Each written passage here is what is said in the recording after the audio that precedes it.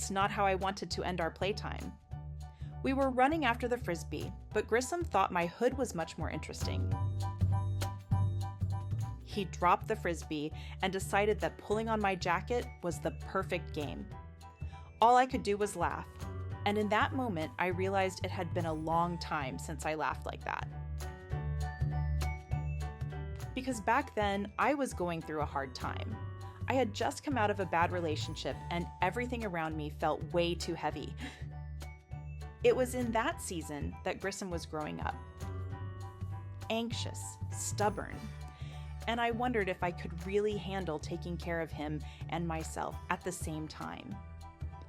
I brought him home in 2019, this big ball of love, but also a little unsure of the world. When he hit his teenage stage, the rebellion took over.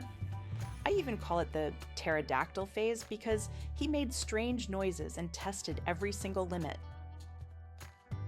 There were days when I thought, what have I gotten myself into? But at the same time, those were the days that forced me to get up, to go outside, to try again, and deep down, that was exactly what I needed to move forward. That's when I found a trainer and spent more than a year working with her. I learned about his reactivity, about canine anxiety, and most of all, about patience.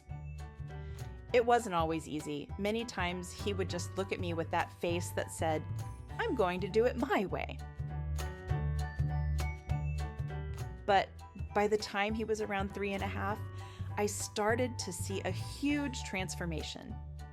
Grissom became calmer, our walks turned into something pleasant, and our bond grew in a way that changed everything for me.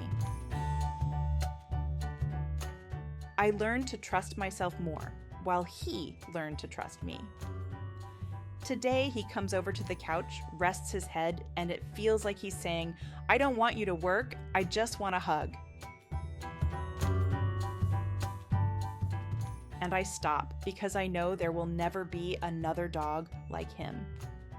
Even in the smallest things, like when he waits patiently by the door or lies down at my feet, I feel how much his presence has changed my everyday life. That day with the hood took on a whole new meaning. I was laughing at something that looked like just a little mischief, but deep down, it was as if he was reminding me it's okay to let go, it's okay to live.